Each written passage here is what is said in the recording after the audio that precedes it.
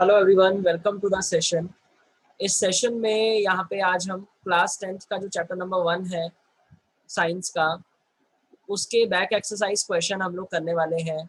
और पिछले सेशन में इस चैप्टर के 1 to 8 जो क्वेश्चन नंबर थे वो कंप्लीट हुए थे, और इस सेशन में यहाँ पे हम क्वेश्चन नंबर 9 से फर्दर आगे जो और क्वेश्चन हमें दे रखे हैं वो हम करेंगे। तो शुरुआत करते हैं सबसे पहले क्वेश्चन नंबर 9 से। तो यहाँ पे हमें क्या दे रखा है, what does one mean by exothermic and endothermic reaction, give example. तो लिखा है कि एक्सोथर्मिक और एंडोथर्मिक रिएक्शन से हम क्या समझते हैं और उसका हमें एक एग्जांपल देना है। एक्सोथर्मिक रिएक्शंस वो होती हैं जिनमें हीट इवॉल्व होती है, और या ये कह सकते हैं हीट एनर्जी इवॉल्व होती है, एनर्जी इवॉल्व होती है। और एंडोथर्मिक रिएक्शंस वो होती हैं जिनमें की एनर्जी एब्जॉर्ब होती है या हीट एब्जॉर्ब होती है। तो उसका एक एग्जाम्पल भी हमें देना है। तो ऐसी बहुत सारी रिएक्शंस हैं जिनमें की हीट एनर्जी इवॉल्व या एब्जॉर्ब होती है। जैसे कि इवॉल्व होने वाली एक सिंपल सी रिएक्शन हमारे पास है, कंबशन रिएक्शन जो होती है, कार्बन का जो ऑक्सीजन के अंदर ऑक्सीजन की प्रेजेंस में हम बर्न करते हैं, उसमें भी हीट इवॉल्व होती है। और इसके अलावा बहुत सारी ऐसी रिएक्शन है जो कि हीट एब्जॉर्ब करती है। जैसे कि सपोज अगर हम कैल्शियम कार्बोनेट का डिकम्पोजिशन लेते हैं तो ये डिकम्पोजिशन में भी हीट का एब्जॉर्प्शन होता है। यहाँ पे आपने देखा हीट करने की वजह से ये रिएक्शन प्रोसीड हो पाया। तो इसीलिए बहुत सारी ऐसी रिएक्शंस होती हैं जो कि एक्सोथर्मिक, या बहुत सारी ऐसी होती हैं जो एंडोथर्मिक रिएक्शन होती है, यानी कि कुछ में हीट का इवोल्यूशन होता है और कुछ हीट एब्जॉर्ब करती हैं। अगले क्वेश्चन पे अब हम आएंगे इसी के साथ। So next question, question number 10, why is respiration considered an exothermic reaction. तो इस क्वेश्चन में हमें बोला गया है कि रेस्पिरेशन को हम एक्सोथर्मिक रिएक्शन क्यों कंसिडर करते हैं। रेस्पिरेशन में जो हमारा प्रोसेस है उसमें क्या होता है, जो ग्लूकोज है C6H12O6 ऑक्सीजन की प्रेजेंस में वो CO2 और वाटर की फॉर्म में कन्वर्ट होता है, प्लस वो बहुत सारी एनर्जी भी रिलीज करता है। ठीक है, तो जब एनर्जी रिलीज होती है तो इसीलिए हम उसको एक्सोथर्मिक प्रोसेस के अंडर काउंट करेंगे। तो ये हो गया क्वेश्चन नंबर 9, ये हो गया क्वेश्चन नंबर 10। बैलेंस ये होगी रिएक्शन, और उसके बाद फाइनली वैसे खैर हमें सिर्फ इतना जानना था कि एक्सोथर्मिक प्रोसेस है। Next question, why are decomposition reaction called the opposite of combination reaction? Write equation for these reaction. तो कॉम्बिनेशन रिएक्शन और डिकम्पोजिशन रिएक्शन के बारे में बात करी गई है। कॉम्बिनेशन वो होती है जहाँ पे सिंगल प्रोडक्ट बनता है और बहुत सारे रिएक्टेंट्स होते हैं। डिकम्पोजिशन होती है जहाँ पे सिंगल रिएक्टेंट होता है और बहुत सारे प्रोडक्ट्स होते हैं। जैसे कि एक सिंपल सा इसका अगर हम एग्जांपल लें, तो अमोनिया का जो फॉर्मेशन है, तो ये फॉर्मेशन जो है कॉम्बिनेशन रिएक्शन का एग्जांपल हो गया। और यही अगर हम इसका डिकम्पोजिशन कर दें, यानी कि ब्रेक डाउन कर दें इसको, तो ये डिकम्पोजिशन रिएक्शन का एग्जांपल हो गया। तो इसी से ही हम समझ सकते हैं ऐसी बहुत सारी रिएक्शंस हैं जो कि अलग अलग कंडीशंस पे कंबाइन या डिकम्पोज हो जाती हैं। बहुत सारे ऐसे मतलब रिएक्टेंट्स और प्रोडक्ट्स के साथ हमें रिएक्शन देखने को मिलती है। Write one equation each for decomposition reaction where energy is supplied in the form of heat, light और इलेक्ट्रिसिटी। बेसिकली हमें डिकम्पोजिशन के जो तीनों टाइप्स होते हैं उनका एक एक एग्जाम्पल पूछा है और बताना है हमें कि वो क्या होते हैं। बेसिकली डिकम्पोजिशन जो रिएक्शन है उसमें हमें बताया जाता है कि ब्रेकडाउन होना है, और जो रिएक्टेंट है वो ब्रेकडाउन होता है। तो हीट की प्रेजेंस में जो ब्रेकडाउन है वो उसका एक एग्जांपल आपके सामने यहाँ पे कैल्शियम कार्बोनेट की फॉर्म में भी है। और लाइट की प्रेजेंस में हम AgBr का एग्जांपल ले सकते हैं। सिल्वर ब्रोमाइड के दो मॉलिक्यूल हम यहाँ पे लिख देंगे, तो ये 2Ag प्लस Br2, ये लाइट की प्रेजेंस में डिकम्पोजिशन होता है। या सिल्वर क्लोराइड भी आप इसकी जगह लिख सकते हो। और वाटर का जो डिकम्पोजिशन है वो इलेक्ट्रोलिटिक डिकम्पोजिशन होता है। तो यहाँ पे हम इलेक्ट्रिक करंट का इस्तेमाल करके इलेक्ट्रोलिटिक डिकम्पोजिशन भी शो कर सकते हैं, 2H2 प्लस O2। तो ये हमारे एग्जाम्पल होगा, ये हीट वाला एग्जाम्पल हो गया आपका, और थर्मोलिटिक जिसको हम कहते हैं, लाइट वाला फोटोलिटिक, और इलेक्ट्रिक करंट वाला इलेक्ट्रोलिटिक डिकम्पोजिशन हो गया। नेक्स्ट क्वेश्चन पे आएंगे, question number 30, what is the difference between displacement and double displacement reaction, right equation for this reaction.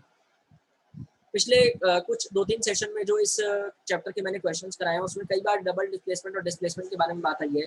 तो डिस्प्लेसमेंट रिएक्शन ऐसी रिएक्शंस होती हैं जिनमें कि हमें बताया जाता है जो रिएक्शन है मतलब उसमें एक जो हाईली रिएक्टिव एलिमेंट है वो दूसरे सॉल्यूशन में से उसको दूसरे एलिमेंट को डिस्प्लेस कर देता है और उसकी जगह ले लेता है। और जबकि हमारा जो ये रिएक्शन क्या नाम डबल डिस्प्लेसमेंट है उसमें एक्सचेंज ऑफ आयंस होता है।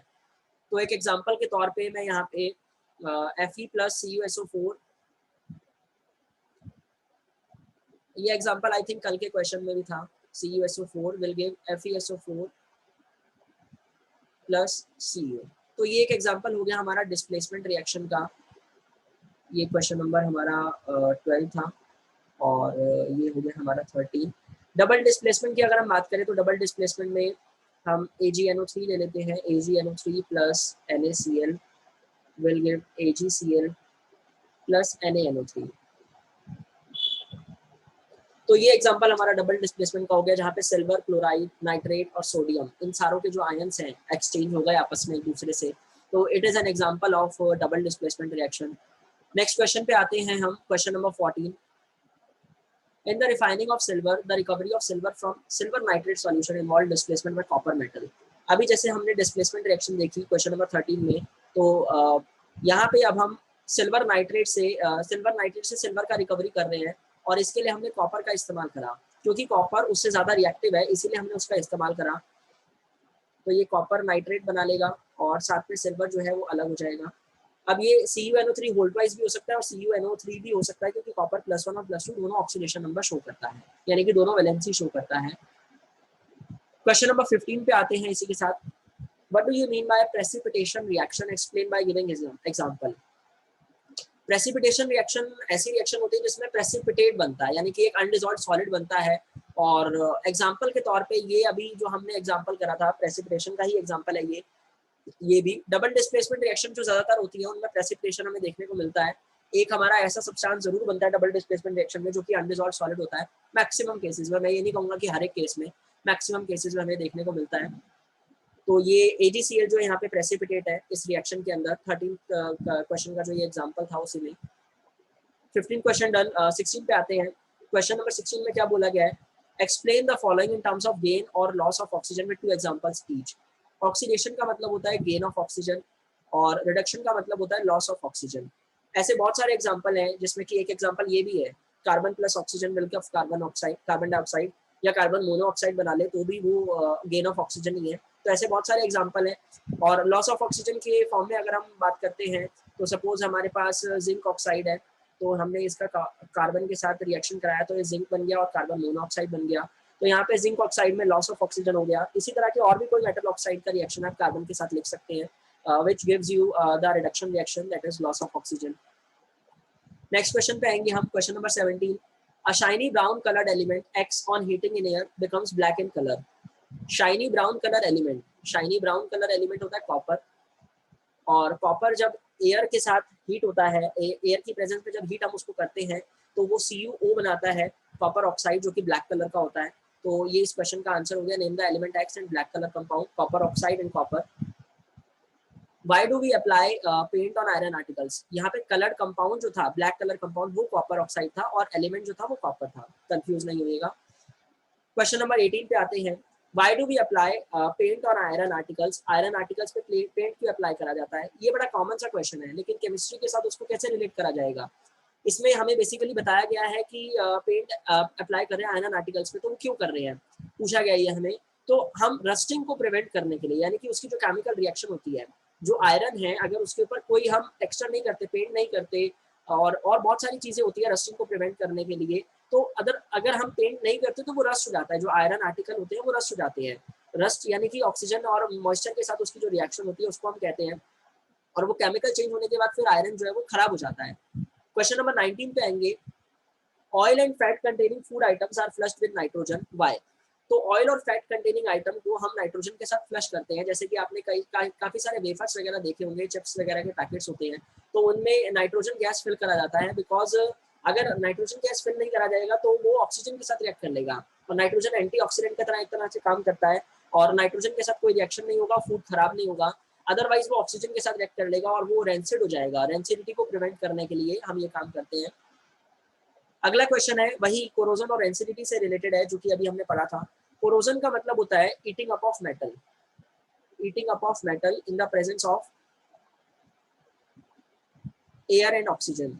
एयर, ऑक्सीजन, मॉइस्चर, ये इन सब चीज़ों की प्रेजेंस में कोरोजन, उसको हम कहते हैं मेटल्स का जो खराब होना है। और रेंसिडिटी में फूड आइटम्स होते हैं। फूड आइटम्स जो है, जैसे कि पिछले क्वेश्चन में भी हमने बात करी थी, oil and fat containing food items, तो ये सब चीज़ें जो है ऑक्सीजन की प्रेजेंस में या मॉइस्चर की प्रेजेंस में जब खराब हो जाती है, मेनली तो ऑक्सीजन है, क्योंकि ये दोनों फिनोमेनन जो हैं ये ऑक्सीडेशन के ही फिनोमेनन्स हैं। तो जब ऑक्सीजन की प्रेजेंस में ये दोनों मतलब मेटल्स खराब होते हैं तो उसको कोरोजन कहा जाता है। स्पेशली आयरन खराब होता है तो उसको रस्टिंग भी कहते हैं। और फूड आइटम्स कोई खराब हो जाते हैं हमारे अगर ऑक्सीजन के साथ रिएक्शन करके, तो उसको हम रेंसिडिटी कहते हैं। So after completion of this question, हमने इस चैप्टर के क्वेश्चंस को कंप्लीट कर लिया है, सभी क्वेश्चंस को। और पिछले वीडियो में, पिछले सेशन में आपको क्वेश्चन नंबर 1 to 8 मिले थे बैक एक्सरसाइज के, और उससे पिछले सेशंस में और इंटेक्स क्वेश्चंस थे। और इस सेशन में हमने बाकी के जो रिमेनिंग बैक एक्सरसाइज क्वेश्चन थे उनको कंप्लीट कर लिया। और आगे आने वाले सेशंस में आपको और चैप्टर के क्वेश्चंस और टॉपिक्स भी मिलते रहेंगे। Thank you so much for watching the session.